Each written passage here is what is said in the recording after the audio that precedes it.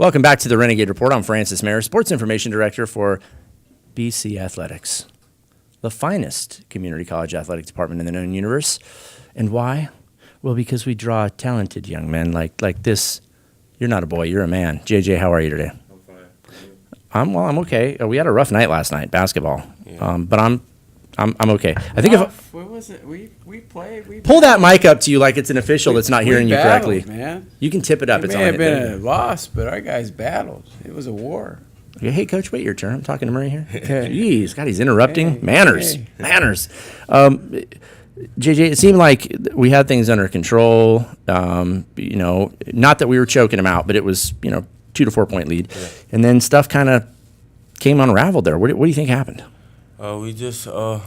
We played. I feel like we played great as a team. It's just like late in the game, we couldn't get it all the way together. But it's just a learning experience. I think we're gonna get it done though next game. Just a learning experience. JJ, I know that you favor a slushy. What fuels BC's point guard? The cherry icy. Johnathan Murray, what's going on, dude? Good. How you doing? I'm good. I was looking for a picture of you last night and I couldn't find one, and then I find you here at Fast Trip. Yeah. It's icy. Before practice.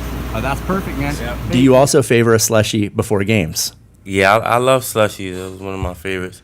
But I'm gonna slow down, drink a lot of water now. I've been catching too many cramps. Oh. I got to drink a lot of water. We need to get an endorsement deal with you where maybe they can give you like a potassium slushy before the game. That might help. But Coach Hughes, now that gym, sometimes it feels like a sauna. And I know that the heating situation is real complicated. I talked to the plant engineer one day. He gave me a tour. I don't know if you've been down there. No. It's not like a heater at your house. It's crazy big. It's probably 100 years old, isn't it? No, actually, it's new. Oh. You take the tour. It's crazy. That's okay. I got other things to do. I know you do. Coach, does the temperature, does that play a role, though, in how hard you can practice? I've seen your practices, and I don't feel like they're easy. The temperature is one of those hard things. And, they could call me high maintenance about that because can't be too hot, can't be too cold. It's got to be somewhere in the middle, and it's always a balance of trying to find that correct temperature. It was definitely cooler. It was definitely cooler than it was our last home game, and I had asked to get it down a little bit. I didn't think it was that bad. Obviously, I wasn't playing. I had sweat on my bead, but that's typical. But we aren't real deep as a team. That's been pretty much all year. And I don't know if we ran out of gas. There were just some real crucial plays, 3 minutes and under, that went their way. And they made shots. We had a couple open threes to kind of keep us within striking distance. And when you're playing for first place, that's the type of games they are, and sometimes they go your way, sometimes they don't. The resiliency of this team is they typically, when they play someone one time, they learn from it, and the next time, they play a lot better. So when we're definitely putting that on our date, and when we go to West LA, these guys are going to be ready.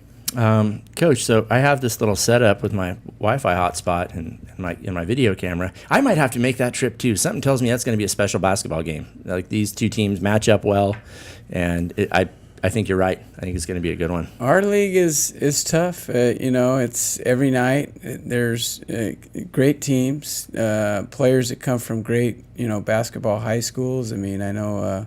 West LA has quite a few out-of-state guys, but they have some of the best kids coming from some of the best high schools, Santa Monica, Pierce. It's a great basketball area. So every night's going to be tough, and every place is tough to play. It was a tough loss because, our guys really wanted it, but it just didn't go our way. We didn't get blown out. We were competing.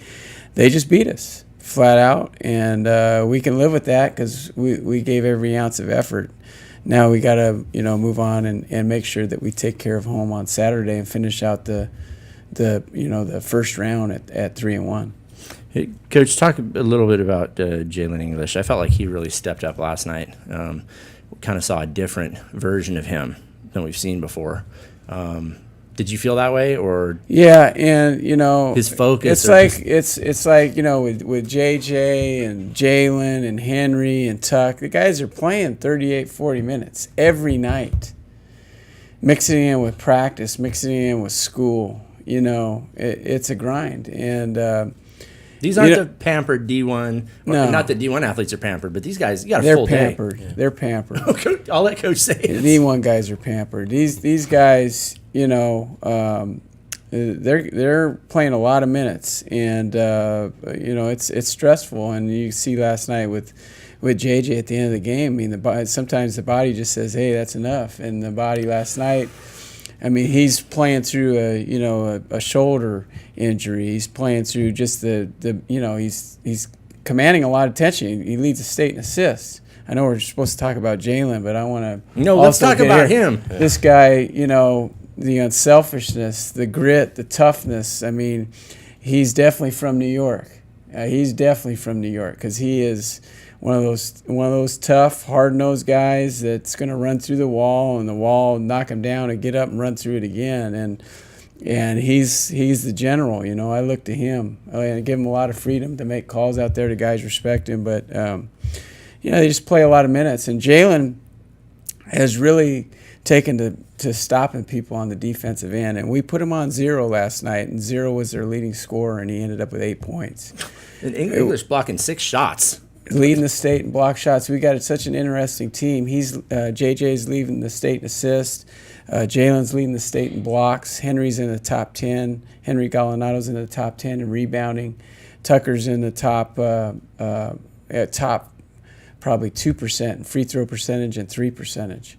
So they're doing great things. And but Jalen last night, he took that challenge, and we just didn't have an answer for one, but we'll figure out one on that next. He had a great game. He's a great player, So we'll go back to the drawing board when we play him again and figure out a way to keep him in check as well. Johnathan, Coach had some really nice things to say about you there. How would you describe your leadership style? Because every time I've spoken to you, I'm not on the court with you. Yeah. I'm not missing shots for you or whatever. You're very reserved. Nice. You're willing to talk about slushies when I accost you in Fast Trip. Yeah. But how do you lead on the court? But I just try to keep everybody level-headed, because I know if I talk to them, they're gonna listen to me, and they know like what I'm saying is only to motivate them to do better. So I always try to keep them level-headed and keep them in the right position to play good. Just try to help my teammates out.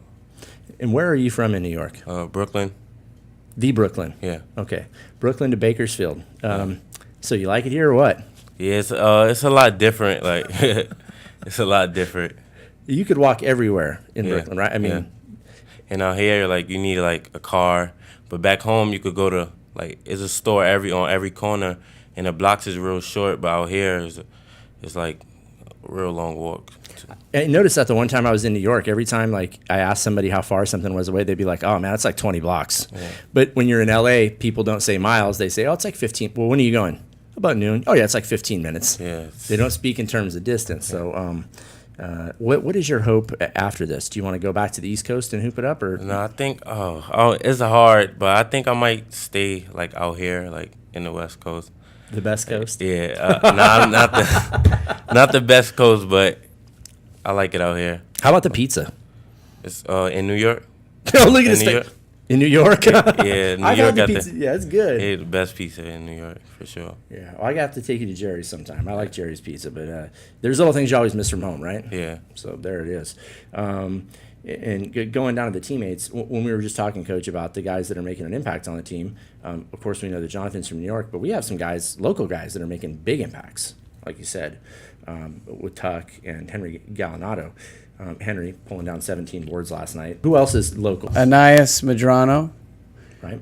Reed Bowman from Centennial. Anias is from Liberty. Local. So, yeah, we have Tucker, Henry, Reed, and Anias from Kern County. You know that Henry's local because he brings a legit personal cheering section. Yeah. Like, he has some youngsters that just really get off the chain when he dunks. Like, that's funny.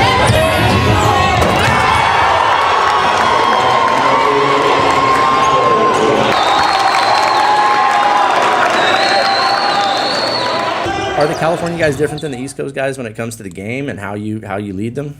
Yeah, definitely. I feel like they just say we blunt, like, with stuff. But I don't know. It's just the way we are. Like, we can't change the way we are, I guess. I was at a McDonald's in Times Square with my wife, and it was one of those little deals where there's like 4 seats. Yeah.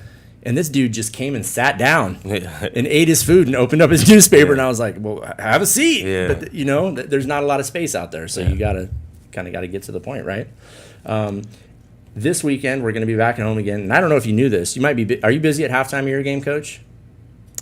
Usually. You guys aren't getting massages and watching TV? No. Down in the men's basketball complex? Yeah, no. Okay, no. all right. I'll make sure we got plenty of trainers because I can see a lot of pulled muscles and things. Speaking of pulled muscles, last night, JJ, when I saw you hopping, I was like, oh my gosh, please tell me that you didn't tear something. But then we just talked about cramps, and I was wrestling once and I cut too much weight. Yeah. And I learned a lesson about managing fluid and salt intake. I felt like I was having a stroke, like I couldn't move my leg. Yeah. Did you get a cramp last night? Yes, definitely. Real tight. It was tight.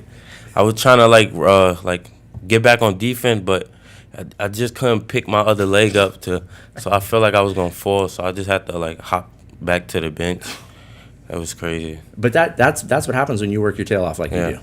You are exerting yourself, and like you said, you're gonna start mixing the slushies with a little more water, and that'll work. Coach, what kind of notes would you give to the team going into this weekend's game, and how do we match up? I know that we play better against the half-court teams, but the biggest thing was just to finish the first half strong.